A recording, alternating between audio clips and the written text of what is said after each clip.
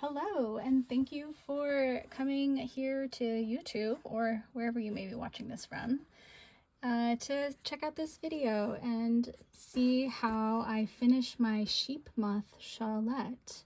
The very last row of the chart has already been finished, and I've removed my last two stitch markers as instructed.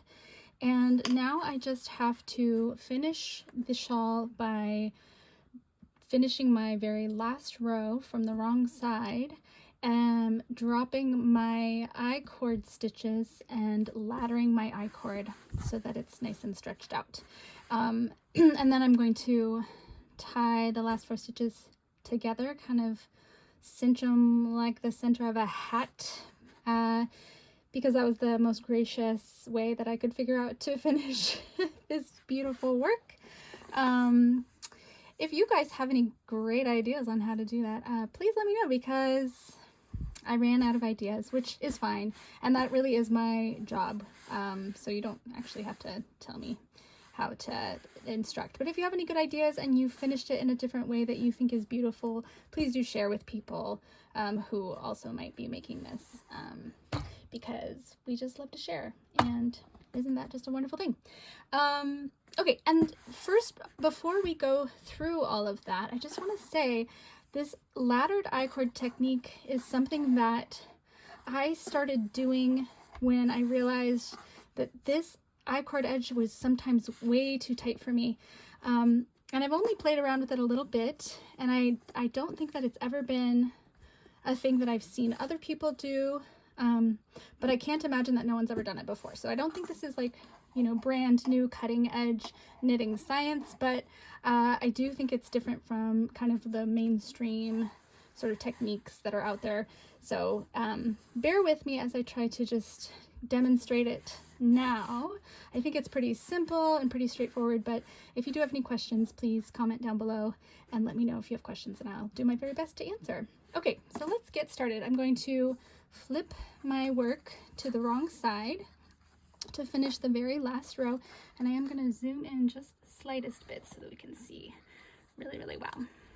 Okay, so the very last row entails the following. We are going to purl the first stitch, and right away we're going to drop this second I-cord stitch right off the needle and just boop, let it go. And we can kind of just pretend it's no longer there. The next part of the pattern is to purl these next three stitches together. So we'll just go ahead and do that. And then the next three stitches, we are going to slip and then return. Oh, you know, I should do that better in a more clear way, the way it's written, not just the way that I like to kind of cheat and do it. Okay, so slipping knitwise the next three stitches, and then returning them purl-wise back onto the needle in a nice way, maybe one at a time. There we go, 1, 2, 3. I'm kind of looking through the camera lens as I knit, so bear with me. And then we're going to purl all three of these stitches together through the back loop, just like that. And this is something that, you know, there's probably better videos demonstrating that somewhere, so hopefully that was easy to follow if that's something you needed some instruction on. Okay, and then this second to last stitch we are also going to drop, because that is the middle stitch of our I-cord, or what I think of as the middle. And then the very last stitch we will purl.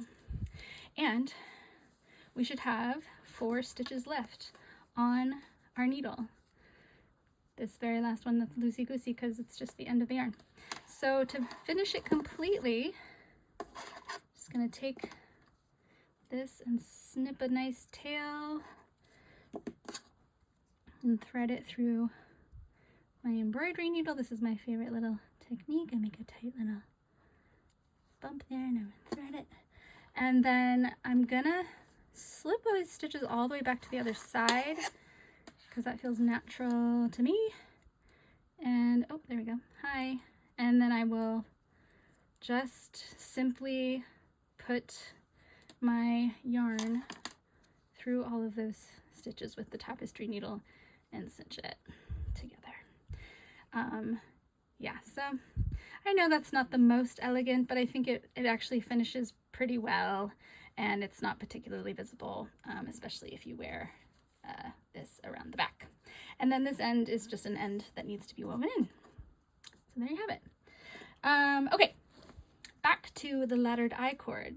So you'll see your drop stitch is still kind of hanging out here. Maybe it's already dropped down a little bit, but now what we want to do is ladder this all the way to the end where you cast on that stitch, which is somewhere about here. The second stitch you ever don't know, you know what, actually this particular side is the end of your cast on, so the second to last stitch that you cast on when you were making the shawl. So, but to do that, it's very, very simple. You're just going to gently hold one side and then the other, and you can hold the very end if you want, but it's easy to go bit by bit and just boop, little gentle tug, and you can kind of see how the stitch has popped and laddered all the way down here already, so you can just keep going. Ooh, look at it. I think it's kind of magical. Boop, boop, boop. Yeah. Sometimes I have to, if my yarn's a little bit sticky, give it a little encouragement. Oh, nice. Now it's all the way down here. Amazing. Meow, meow, meow.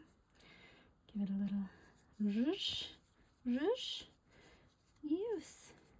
Okay, and now you can see that there is kind of this little loop left over at the end right here. I just kind of ignore it. You can easily weave this in, or you can, you know, I would weave it in. I would weave it in with a little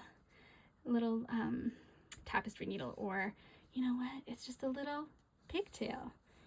So I haven't, this is like what I'm talking about. I haven't fully made this the most perfect looking technique because there's this like literal sort of loose end here. Oh, where is it? Okay, here it is. But I am really pleased with how much it opens up the, how do we get out a little bit here? How much it opens up the shawl. And when you block it, you'll be able to really stretch it and open up all this lace and get a real length out of this. So everything that you see here, this like kind of like loosey lumpiness, is going to go away with the blocking. But yeah, you can kind of compare it now to the other side a little bit. Even without blocking, you're getting so much more kind of stretch out of it. It's hard to show because I just have my camera only so far from this table where I'm demonstrating on this video. But that hopefully is clear. And if you have any questions, please again comment below. And I'd be happy to answer best I can. And I hope you all enjoyed making the Sheep Moth Shawlette. I think it's been really fun for me to develop this pattern, and a real journey, and I've learned so much, and I hope you love it. Okay, thanks. Bye.